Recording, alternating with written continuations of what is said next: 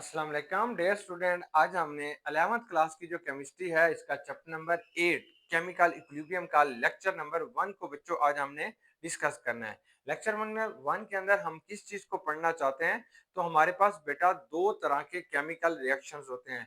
एक chemical reactions ऐसे होते हैं जो इरिवर्सिबल हैं, जो कभी भी वापस नहीं आते, सिर्फ एक डायरेक्शन के अंदर जा रहे होते हैं, उन्हें इरिवर्सिबल रिएक्शंस कहते हैं। और दूसरे वो रिएक्शंस होते हैं जो फॉरवर्ड और बैकवर्ड दोनों डायरेक्शंस के अंदर हो रहे होते हैं, तो उसे बेटा आपने रिवर्सिबल रिएक्शन का नाम देते हैं। तो सबसे पहले आपने इस चैप्टर के अंदर जो दो किस्म के रिएक्शंस हैं इनका कंपैरिजन करेंगे। फिर पूरे चैप्टर के अंदर सिर्फ और सिर्फ आपने रिवर्सिबल रिएक्शंस की बात करनी है। केमिकल इक्विलिब्रियम जो होता है वो होता ही रिवर्सिबल रिएक्शंस में है, तो सारे रिवर्सिबल रिएक्शंस को हम यहाँ पे पढ़ेंगे।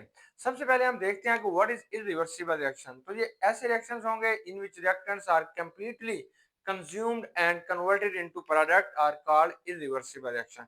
रिएक्टेंट ने मुकम्मल तौर पर कंज्यूम हो जाना है और प्रोडक्ट के अंदर बेटा तब्दील हो जाना है। सच रिएक्शन स्टॉप, जब वो रिएक्टेंट प्रोडक्ट में तब्दील हो जाएंगे तो रिएक्शन स्टॉप हो जाएगा और ये जो लिमिटिंग रिएक्टेंट होता है वो इसमें मुकम्मल तौर पर यूज हो चुका होता है।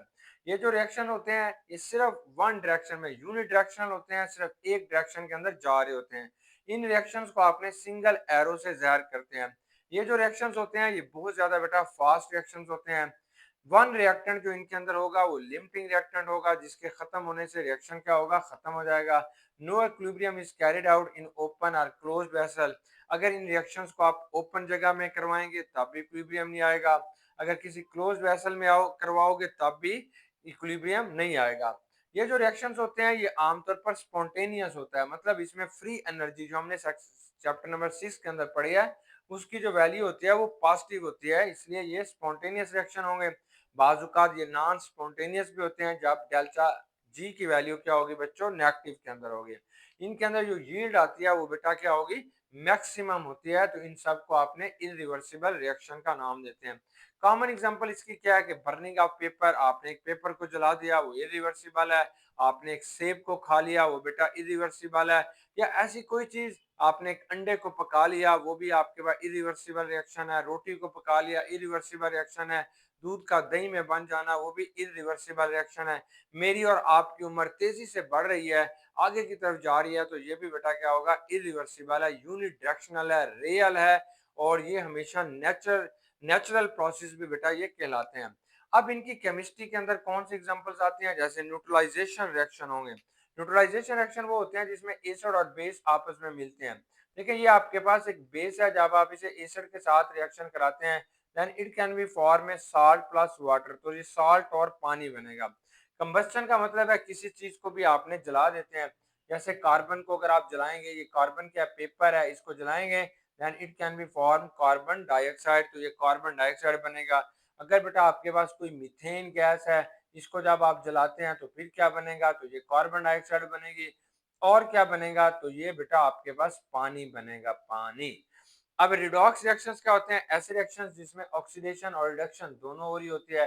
जैसे ये सोडियम है, ये एक इलेक्ट्रॉन देगा, क्लोरीन एक इलेक्ट्रॉन लेगा, तो इस रिएक्शन को आपने रिडॉक्स रिएक्शन कहते हैं। सोडियम की ऑक्सीडेशन हुई, क्लोरीन की बेटा रिडक्शन हुई, तो ये रिडॉक्स रिएक्शन भी इरिवर्सिबल है। डीकम्पोजिशन से मुराद है ये कैल्शियम कार्बोनेट हमारे पास है, इसे हम गर्म करते हैं तो it can be form calcium oxide plus carbon dioxide, ये आपके पास इरिवर्सिबल रिएक्शन है। प्रेसिपिटेशन का मतलब यह है कि प्रेसिपिटेट बन जाना।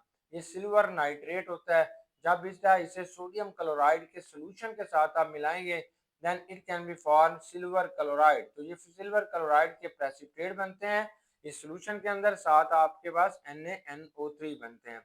ये सारी की सारी जो एग्जांपल्स हैं ये हमारे पास इरिवर्सिबल रिएक्शन की एग्जांपल हैं। अब हमने बात करनी है रिवर्सिबल रिएक्शन की। ऐसे रिएक्शन जो फॉरवर्ड और बैकवर्ड दोनों डायरेक्शन के अंदर हो रहे होते हैं इन्हें आपने रिवर्सिबल रिएक्शन कहते हैं। ये रिएक्शन जो होते हैं नेवर स्टॉप, ये हमेशा दोनों डायरेक्शंस में होते रहते हैं। मतलब रिएक्टेंट जो होंगे, ये रिएक्टेंट है, ये मुसलसल प्रोडक्ट के अंदर तब्दील हो रहे होते हैं। प्रोडक्ट बेटा दोबारा किस में हो रहे होते हैं, रिएक्टेंट के अंदर तब्दील हो रहे होते हैं। तो रिएक्टेंट जो होते हैं वो कंज्यूम्ड होते हैं तो प्रोडक्ट बन जाते हैं, प्रोडक्ट कंज्यूम्ड होते हैं तो रिएक्टेंट बन जाते हैं। ऐसे ये काम चलता रहता है।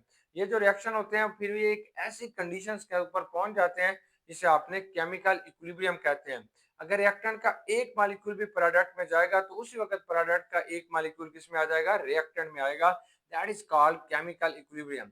इन रिएक्शंस को आपने डबल एरो से ज़ाहिर करते हैं, यानी ये फॉरवर्ड और बैकवर्ड दोनों डायरेक्शन के अंदर हो रहे हैं। ये जो रिएक्शन होंगे इनकी जो रेट होती है वो बहुत ज़्यादा स्लो होती है, यानी ये आपके पास फॉरवर्ड डायरेक्शन में भी जा रहे हैं, बैकवर्ड डायरेक्शन में भी जा रहे हैं, इसलिए आप इन्हें कहते हैं ये स्लो रिएक्शन होते हैं। ये बिटवीन स्पॉन्टेनियस और नॉन स्पॉन्टेनियस के दरमियान में होते हैं, क्योंकि यहाँ पे डेल्टा जी फ्री एनर्जी या गिब्स फ्री एनर्जी की वैल्यू बेटा जीरो होती है। अगर गिब्स फ्री एनर्जी की वैल्यू जीरो हो तो इसका मतलब ये होता है कि वो रिएक्शन क्या होगा, इक्विलिब्रियम पे होगा। यहाँ पे कोई भी लिमिटिंग रिएक्टेंट है नहीं होता। रिवर्सिबल रिएक्शन की क्या एग्जांपल्स हैं?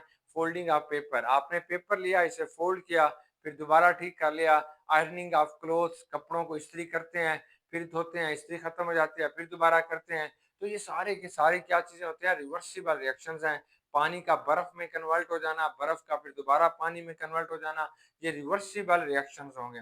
अब केमिकल एग्जांपल्स क्या होते हैं? जैसे फॉर्मेशन ऑफ अमोनिया है, N2 है प्लस 3H2 है, इन दोनों को आपस में मिलाते हैं, then it can be form ammonia, तो ये अमोनिया बनती है।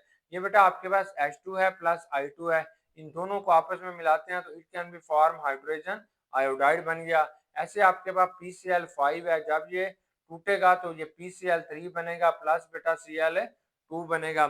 ऐसे आपके पास कोई एस्टिक एसिड है, इसे आपने एथानॉल के साथ रिएक्शन करा दें तो क्या बनेगा? ये इथाइल एसीटेट बनता है। इसको बेटा हम कहते हैं एसीटेट। ये जो मैंने लिखा है ये एसीटेट है, यहाँ पे C2H5 लगा दें तो ये इथाइल एसीटेट बन जाएगा। ये भी हमारे पास क्या होगा? रिवर्सिबल रिएक्शन की एक एग्जांपल है।